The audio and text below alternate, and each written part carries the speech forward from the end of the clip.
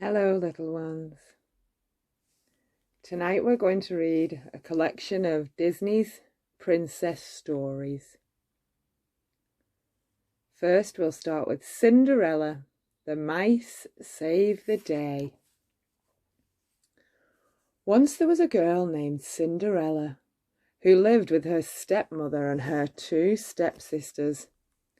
They were jealous of Cinderella's charm and beauty and forced the poor girl to be a servant in her own home, sweeping the floor, cooking and carrying firewood.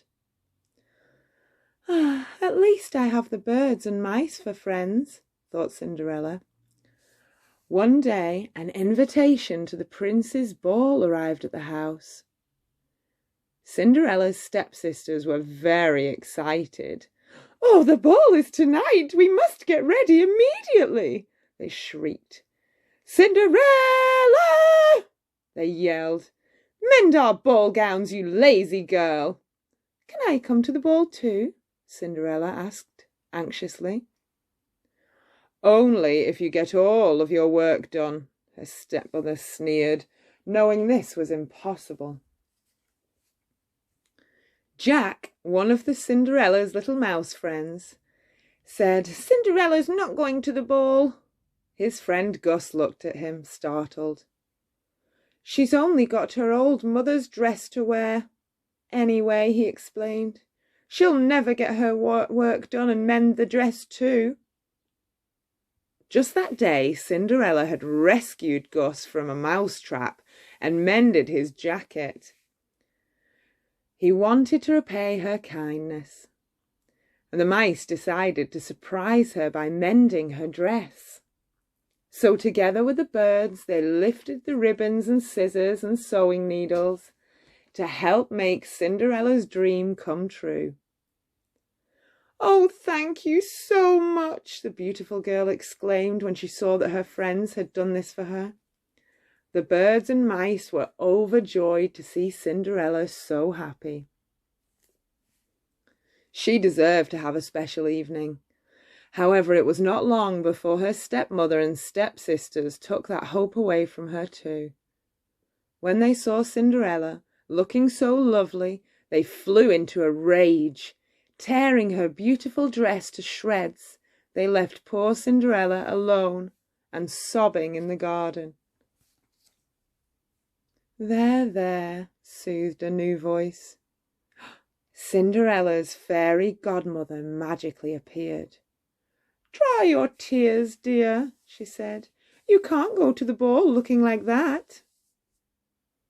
Cinderella started to explain that she wasn't going to the ball, but her fairy godmother would not hear of it. Waving her magic wand, she turned a pumpkin into a magnificent coach. Cinderella stared at the magic in amazement. "Bibbity, bobbity, boo!" sang the fairy godmother.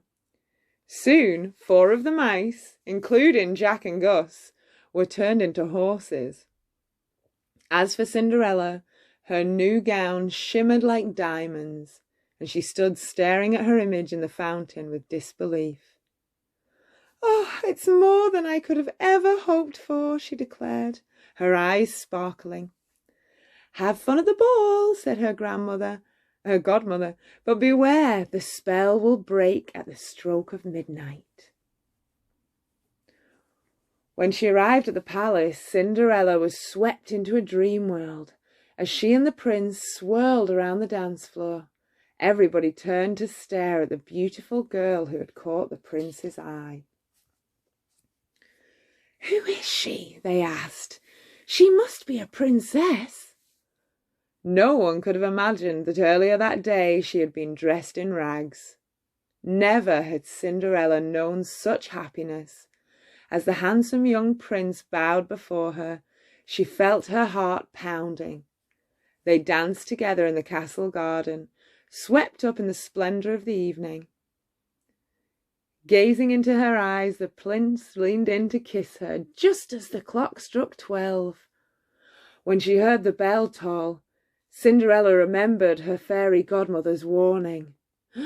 She raced down the grand staircase, leaving behind one of her dainty glass slippers.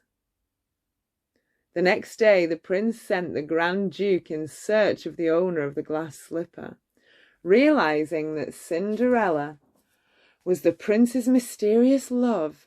Her stepmother mercilessly locked her in her room. "No, please let me out," cried Cinderella. She knew that the Grand Duke was trying the glass slipper on every maiden in the kingdom, and he would be here very soon. "We've just got to get that key," Jack told Gus. Despite the danger, they pulled the key out of the stepmother's pocket, then pushed and pulled it all the way up the long staircase. With a last burst of energy, Cinderella's exhausted little friends were finally able to slip the key under her locked door. Hurrying down the steps, Cinderella heard a crash. The slipper she had left behind was broken. Pulling the other slipper out of her pocket, she called to the Grand Duke, "May I try this one on?" The perfect fit proved that Cinderella was indeed the young woman who had won the prince's heart. Jack and Gus cheered happily for their beautiful friend Cinderella as they watched her dreams come true.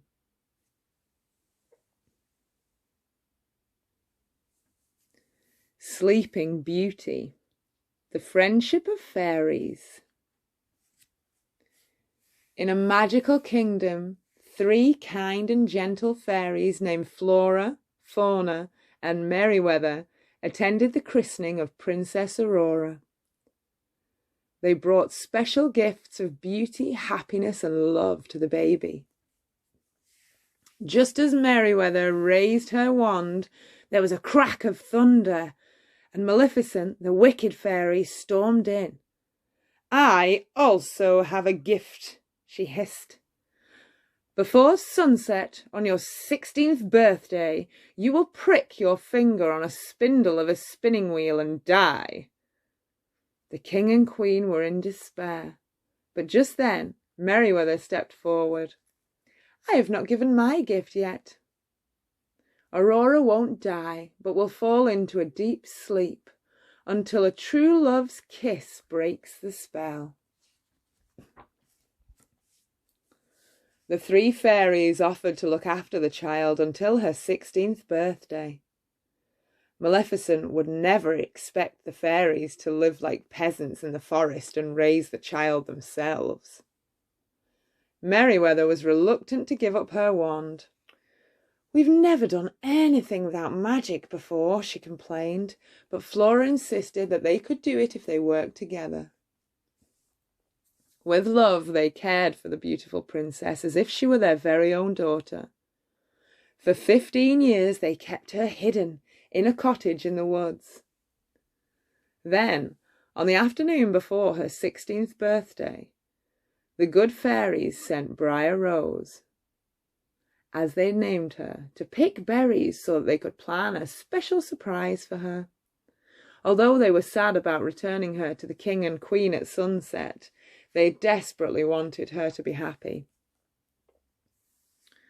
Briar Rose sang as she gathered berries. She had the voice of an angel, and the squirrels and birds came to listen. She told them of her dream of falling in love. Nearby, Prince Philip was riding his horse, Samson. Hearing Briar Rose's beautiful singing, he asked, "What do you think it is? A wood sprite, maybe?" He was so entranced by her song that he promised Samson a carrot if he would follow the music. The horse was so excited he galloped so fast he knocked his friend right off his back and into a stream. "No carrots for you," said the prince as he pulled himself out of the stream. He caught sight of Briar Rose in a clearing in the wood, singing a love song to herself, and immediately fell in love with her. But when he called out to her, she backed away. Prince Philip called after her, "I'm not a stranger. We've met before." He reminded her of the song she had been singing.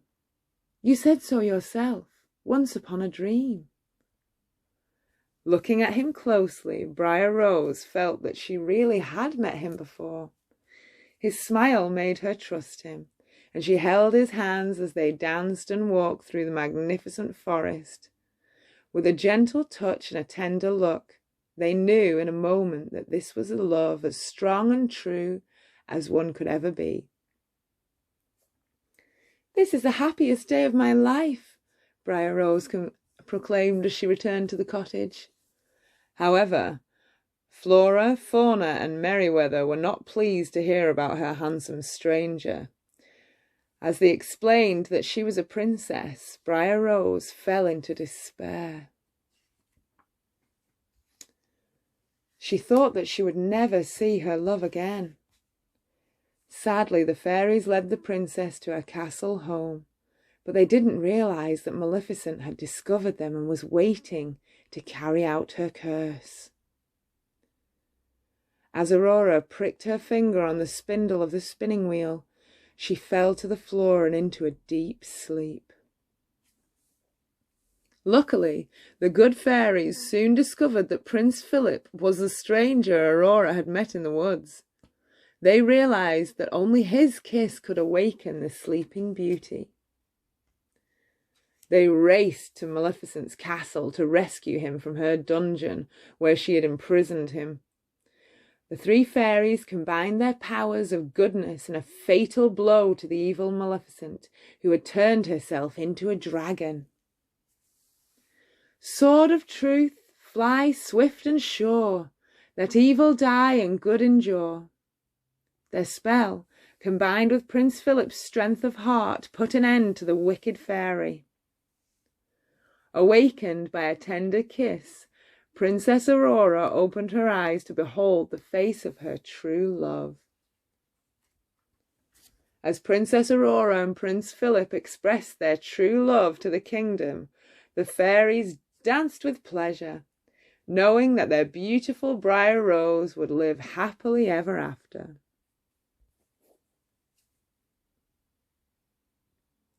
The Little Mermaid, Princess of the Sea.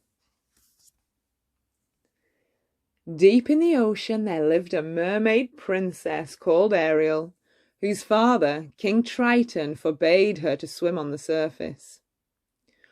One day there was a storm at sea, and Ariel saw a handsome prince flung to the water from a ship. Disobeying her father, she swam quickly to the prince's rescue and pulled him towards the shore. As Ariel sang to him, his eyes opened. She gazed at the prince and fell deeply in love. Then she heard a voice. Quickly she slipped back into the water and watched from behind a rock as the prince's servant led him away. King Triton wanted Sebastian, Ariel's music teacher, to keep an eye on his youngest daughter, and Sebastian could not disappoint the Sea King. He anxiously tried to persuade Ariel that she would be happier under the sea. "Down here is your home," he told Ariel, but despite his efforts to make her understand the wonders of the ocean, nothing could change her wish to be with the prince, because she had fallen deeply in love. Only Flounder, Ariel's best friend, understood.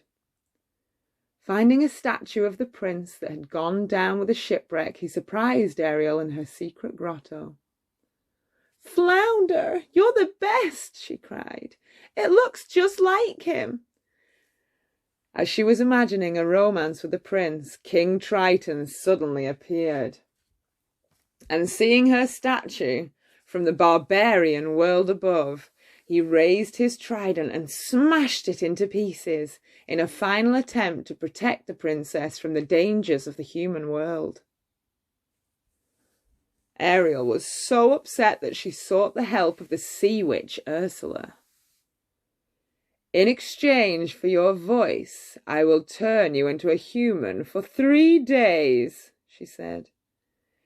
"If the prince hasn't given you the kiss of true love in that time, you will become a mermaid again and belong to me forever."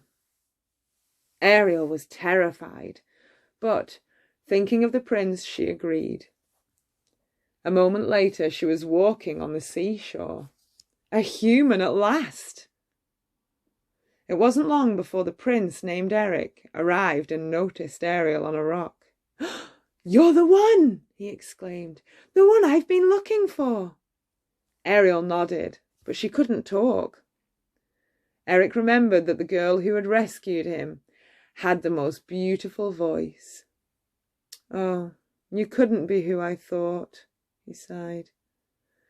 Still, he invited her to the castle, and when they ate dinner together that night, Ariel made him laugh for the first time in weeks. The next day, he took her on a tour of his kingdom, enchanted by her enthusiasm for everything from horses to puppet shows. She pulled him eagerly into a dance, and she was thrilled when he let her take the reins on the ride back to the castle. Surprised by her fun-loving nature, Eric thoroughly enjoyed his new guest. Sebastian decided to create a romantic mood that evening as Ariel and Eric rowed together in a quiet lagoon. With soft music and moonlight on the water, the prince found himself leaning towards Ariel for a kiss. The sea witch had been watching, and fearing that her plan was about to fail, she sent a pair of eels to tip the boat over. The sea witch turned herself into a beautiful maiden, and with Ariel's voice trapped in a seashell necklace around her neck. Eric heard the voice and fell under its spell, and when the witch asked him to marry her, he agreed. All the ocean creatures gathered together to stall the wedding, while Flounder pulled Ariel to the ship. As her friends tugged the shell from the witch's neck, Ariel's voice was restored, and the spell on Prince Eric was broken. He ran to his true love, relieved that she had been the girl he was looking for all along. But their kiss was too late. Ursula's 3 days had already ended, and Ariel had become a mermaid once again, and the sea witch pulled her into the water. "I lost her once. I'm not going to lose her again," yelled Eric as he dived into the depths of the ocean. Using strength and the power of true love, the prince destroyed the sea witch.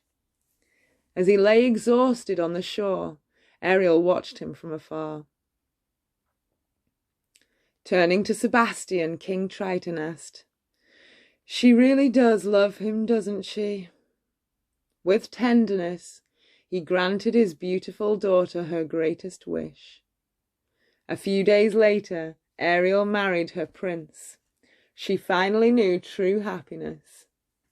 And Sebastian, Flounder, and all the other creatures of the sea applauded as Eric kissed his beautiful bride under a rainbow coloured with joy.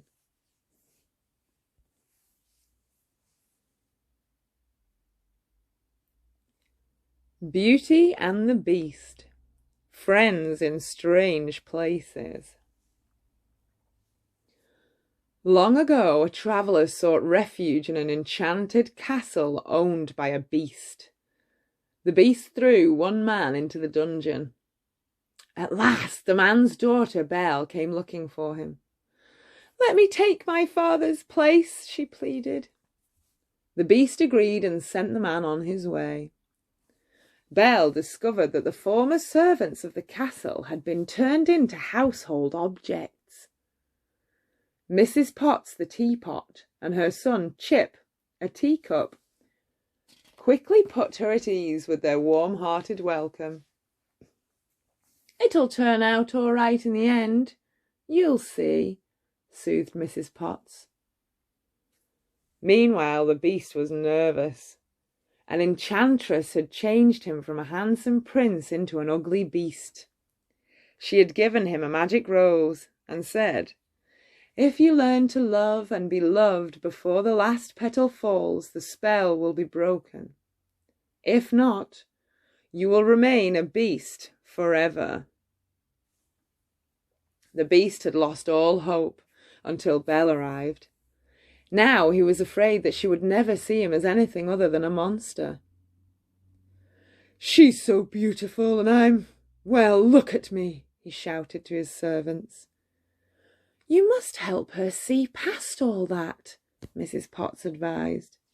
She and Lumiere, a candelabra, offered suggestions like, act like a gentleman, compliment her, be gentle and sincere, and above all, they said together, you must control your temper. The Beast tried to be polite when he asked Belle to join him for dinner, but he was so used to giving orders and being obeyed that when Belle refused, he burst with anger and frustration. "If she won't eat with me, then she won't eat at all," he roared. Despite the master's orders, Mrs. Potts would not let Belle go hungry. Instead, she arranged a fantastic feast, and Lumiere put on a show. The silver and china danced, and they all sang together. Be our guest, put our service to the test. Belle was happy and laughing. Wow, that was wonderful. Although she was fond of her new friends, Belle wanted nothing to do with the Beast. Only after he proved that he cared by protecting her from wolves did she begin to even try to trust him. Slowly a friendship developed, and one day, as they played in the snow, Belle watched the Beast feed the birds and realised there was a side of him that she hadn't seen before, a kind and gentle side. The Beast was happy that Belle was no longer frightened of him, and he wanted to give her a gift for bringing happiness back into his life. Covering her eyes, the Beast led her into an enormous library. Belle couldn't believe her eyes when she saw all of the books. "They're yours," he told her. He knew how much she loved books. "Oh, thank you so much," she smiled. As Belle read to the Beast, their friendship grew stronger. They could talk and laugh with each other as they could with no one else. Finally, a special evening was planned. The Beast was worried. He wanted everything to be perfect, but he thought he could never be presentable. Cogsworth, a mantel clock, and Lumiere helped him to prepare, assuring him that he looked handsome and elegant. When he saw Belle in her ball gown, the Beast bowed in admiration, and at dinner he behaved like a perfect gentleman. And when Mrs. Potts began to sing a love song, Belle and the Beast danced in the ballroom, happy in each other's arms. Watching from the doorway, the servants were full of joy, but they could not have guessed that the Beast's love for Belle would send her away. "You are free to go," he told her. He could not bear to keep her prisoner. Belle left to visit her father, who was very ill. One of the villagers wanted to marry Belle, but she knew she loved the Beast and refused. An angry mob then went to the castle to attack the Beast. And the Beast was missing Belle so much that he let them come in. Belle realised that she belonged with the Beast and tried to hold back and stop the mob, but she was too late, and the Beast lay wounded and dying. "At least I got to see you one last time," he said, gazing into her eyes. "Don't die," she cried. "I love you." Suddenly, beams of light rained down from the sky. The Beast returned to his human form, and in amazement, Belle stared at the handsome prince in front of her. "Belle, it's me," he assured her. Looking deep into his eyes, she saw her friend's gentleness and love. "It is you!" she cried. She kissed him joyfully. Then Mrs. Potts and all the other servants became human once more. The happy couple celebrated with a fantastic ball in their shining castle, and as they danced, all eyes basked in the timeless love of Beauty and the Beast.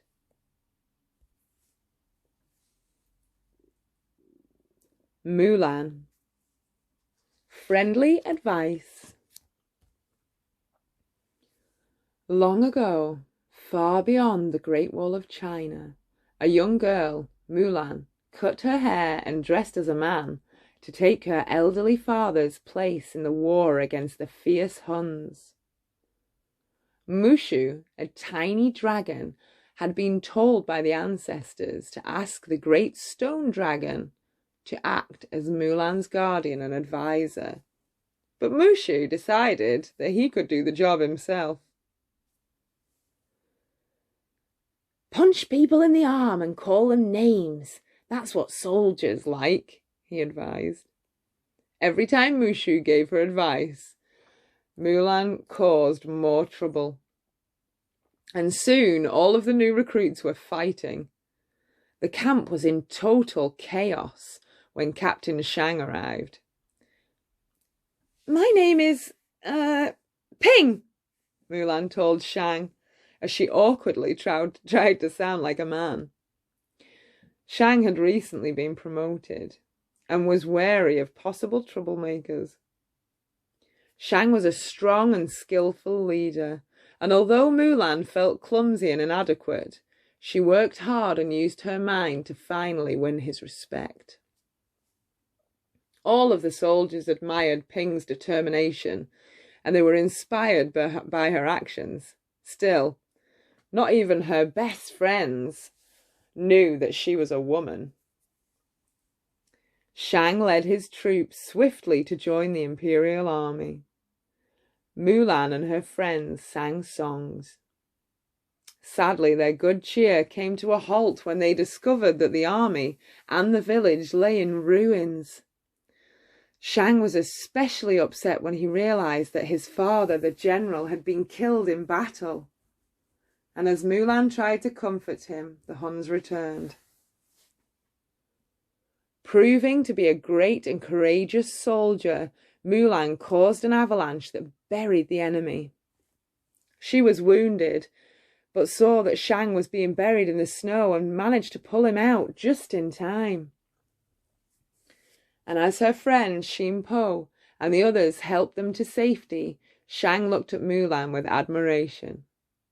"You saved my life, and from now on you have my trust," Shang said, thanking her. Mulan's smile soon turned to pain, and as her wound was treated, they all learned the truth about Ping. At this time in China, Mulan's deception was punishable by death, but Shang spared her. "A life for a life," he declared. She could no longer serve in the army, however. Dejected, Mulan watched the troops march away, leaving her alone with Mushu. And with a heavy heart, Mulan confided in her friend. "I just wanted to do things properly, so that when I looked in the mirror, I would see someone worthwhile. But I was wrong. Now I see nothing." Trying to make her feel better, Mushu confessed that he had set out to make Mulan a hero so that he could impress the ancestors. "At least you risked your life to help people you love. I risked your life to help myself," he told her. Mulan embraced the little dragon. How could she be angry with such a friend? This quiet moment was shattered as Mulan realized that a few of the Huns had survived the avalanche. And racing to the imperial city to warn Shang, Mulan arrived moments before the emperor was taken prisoner. Xin Po, Ling, and Yao tried unsuccessfully to break down the palace door. "I have an idea," Mulan called. Eager for the help of their quick-thinking friend, they let Mulan dress them as women.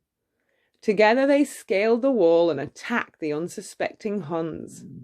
Realizing that he could now trust her, Shang soon followed her lead. They rescued the emperor, but Shan Yu and the Hun leader angrily attacked Shang. To protect him, Mulan revealed herself as the soldier who had defeated Shan Yu in the mountain. Shan Yu began to chase her ferociously. The girl and the dragon put their heads together and hatched a plan. Leading Shan Yu to the palace roof, Mulan grabbed his sword and pinned his cloak to the roof, just as Mushu shot a rocket towards him. Shan Yu was blasted into the tower of fireworks, and Mulan was happy to leave for home. She realized that she was special enough as herself, and that she had friends she could count on. She presented the Emperor's sword to her father, and he welcomed her back. Shang followed her, realizing with the Emperor's help that his feelings for Mulan had grown, and that she was much more than a good fighter. Finally, Mulan's heart was full, and as for Mushu, the joyful little dragon was a hero, and he celebrated with his happy ancestors.